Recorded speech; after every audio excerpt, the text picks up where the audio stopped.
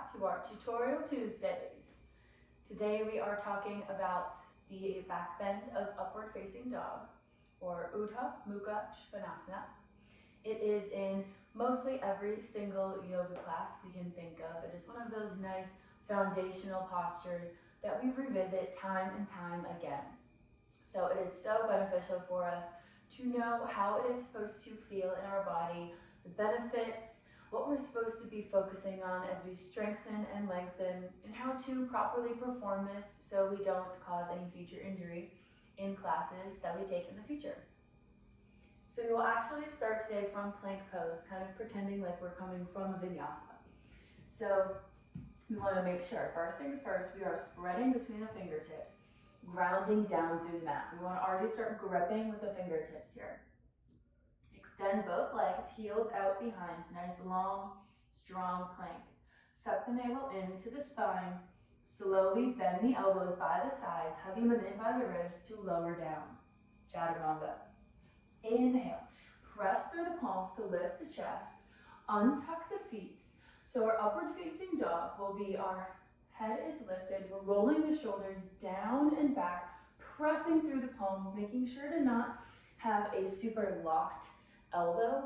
Especially, I have to make sure of this every single time, plank pose, things like that.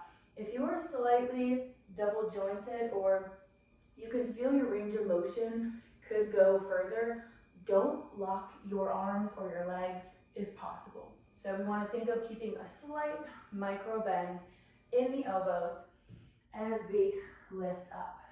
And we have our strength in our legs. We're engaged in our arms and our legs and our core, squeezing through the glutes to lift the knees off the mat.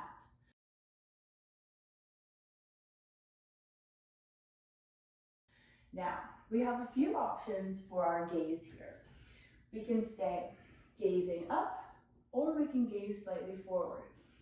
So when we're in our upward facing dog, taking our gaze forward, see how that feels for your neck. You'll feel more of a straightening, lengthening of the spine if you keep your gaze situated forward. When we take our deeper back bend, say, and we gaze up and over, you'll feel the stretch more in the front of the throat, opening up deeper in the chest, and of course, finding a deeper back bend. So it really depends on what you want to be getting out of your practice, out of this pose, and of course, whatever feels the best for you. Or back surgeries that you've had in the past, or you're dealing with any chronic injuries, especially if we are a little bit older, in the older population, this pose might not be the best fit for you. It places a lot of stress on the joints. We want to make sure we warm up the wrists properly beforehand, and the knees and the shoulders. So if we have any issues with those areas, we can always come down onto the belly, taking Sphinx pose instead, keeping the elbows underneath the shoulders. As we press through the palms, see we're still activating the same muscles. We're getting basically the same stretch, just a slightly different variation. So we would press through the palms to lift the chest. We're now pressing through the elbows and the forearms instead of through the palms. So we're not placing nearly as much weight or emphasis on the wrists. And this may feel completely better to you. Maybe we just prefer this instead and we want to come through here before sending up into downward facing dog.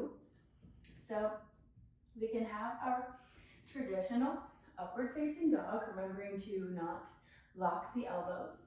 We're up on the toes.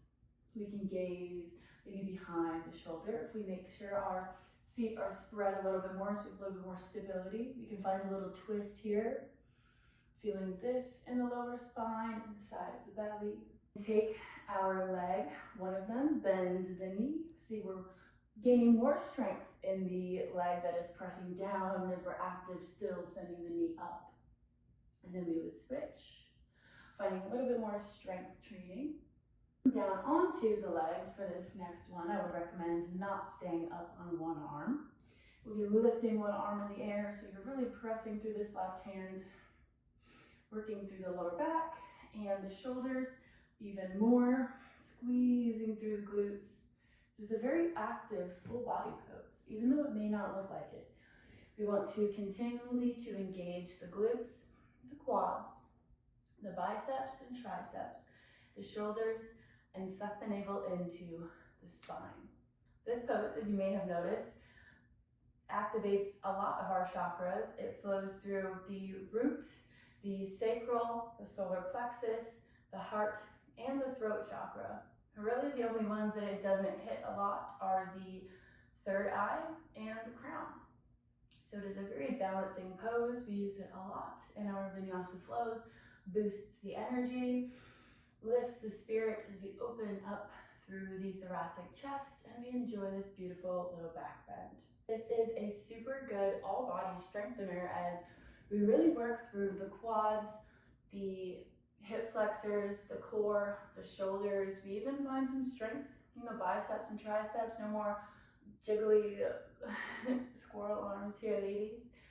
And I would say, ladies, when you become pregnant and you are in that beautiful phase of your life, I would definitely avoid taking this posture as it is a very intense abdominal stretch. And we want to keep baby happy and healthy and safe.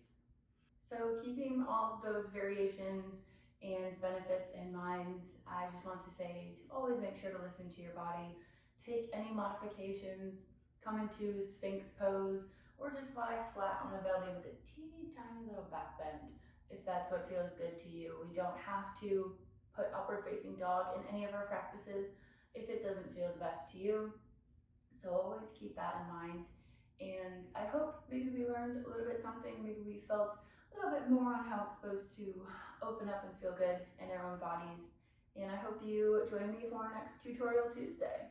It'll be a fun one. It'll be on wheel pose.